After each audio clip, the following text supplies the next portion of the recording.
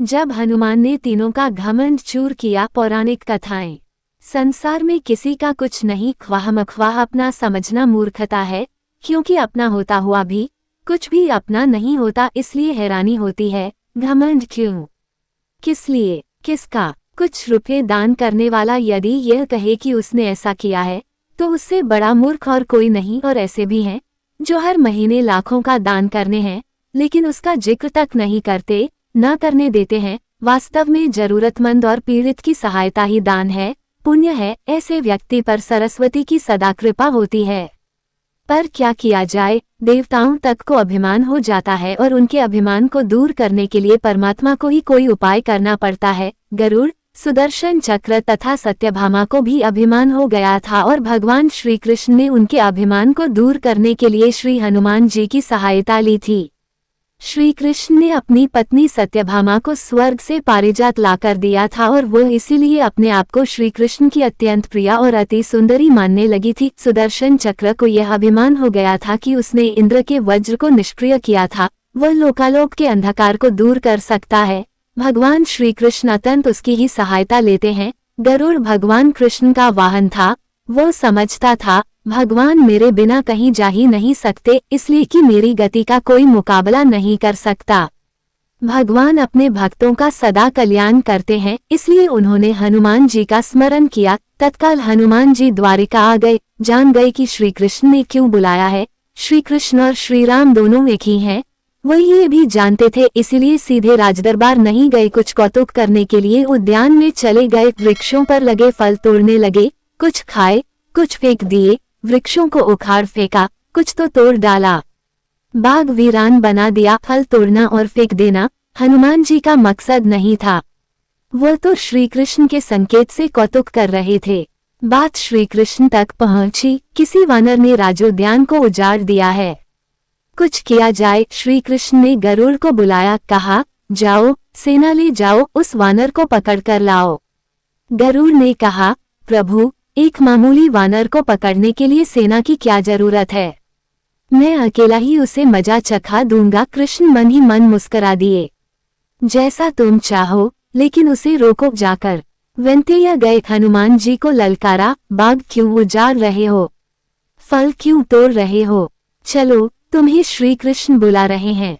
हनुमान जी ने कहा, मैं किसी कृष्ण को नहीं जानता, मैं तो श्री राम का सेवक हूँ, जाओ कह दो मैं नहीं आऊंगा। गरुड़ क्रोधित होकर बोला, तुम नहीं चलोगे तो मैं तुम्हें पकड़कर ले जाऊंगा। हनुमान जी ने कोई उत्तर नहीं दिया।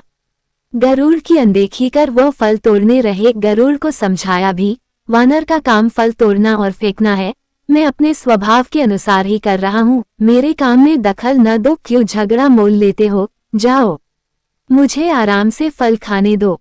गरुड़ नहीं माना। तब हनुमान जी ने अपनी पूंछ बढ़ाई और गरुड़ को दबोच लिया। उसका घमंड दूर करने के लिए कभी पूंछ को ढीला कर देते, गरुड़ कुछ सांस लेता और जब कसते तो गरुड़ के मानो प्राण ही निकल रहे हो। हनुमान जी ने सोचा, भगवान का वाहन है, प्रहार भी नहीं कर सकता, लेकिन इसे सबक तो सिखाना ही होगा। पूंछ को एक झटका दिया और गरुड़ को दूर समुद्र में फेंक दिया। बड़ी मुश्किल से वह गरुड़ दरबार में पहुंचा।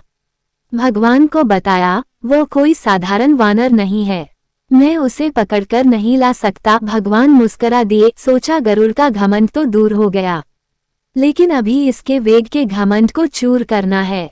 श्री कृष्ण ने कहा, गरुड़, हनुमान श्री राम जी का भक्त है, इसीलिए नहीं आया। यदि तुम कहते कि श्री राम ने बुलाया है तो फौरन भागे चले आते। हनुमान अब मलय पर्वत पर चले गए हैं, तुम तेजी से जाओ और उससे कहना श्री राम ने उन्हें बुलाया है, तुम तेज उड़ सकते हो, तुम्हारी गति बहुत है, उसे साथ ही ले आना।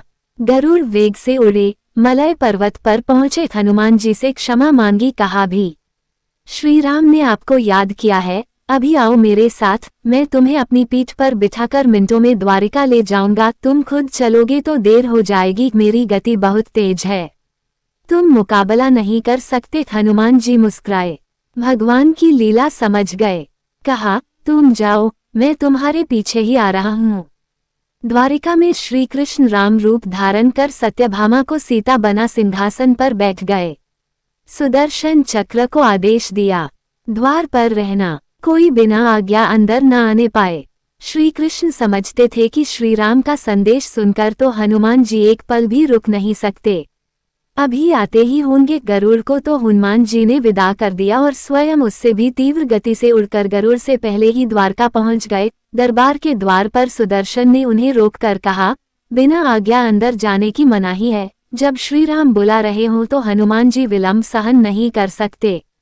सुदर्शन को पकड़ा और मुंह में दबा लिया। अंदर गए। सिंहासन पर श्रीराम और सीता जी बैठे थे। हनुमान जी समझ गए। श्री राम को प्रणाम किया और कहा, प्रभु, आने में देर तो नहीं हुई। साथ ही कहा, प्रभु माँ कहाँ है? आपके पास आज ये कौन दासी बैठी है? सत्यभामा ने सुना तो लज्जित हुई, क्योंकि वह समझती थी कि कृष्ण द्वारा पारिजात लाकर दिए जाने से वह सबसे सुंदर स्त्री बन गई है। सत्यभामा का घमंड चूर हो गया। उसी समय गरुड़ तेज गति से उड़ने के कारण हौंफते हुए दरबार में पहुंचा।